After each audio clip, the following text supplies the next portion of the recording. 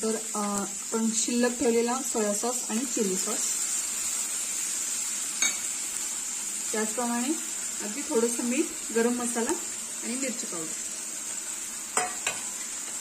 अगदी थोडीशी कोथिंबीर,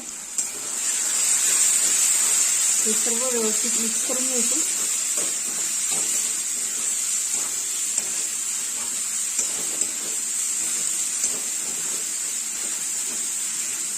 छान असं मिक्स झाल्यानंतर यामध्ये आपण शिजवलेला भात घालणार आहोत.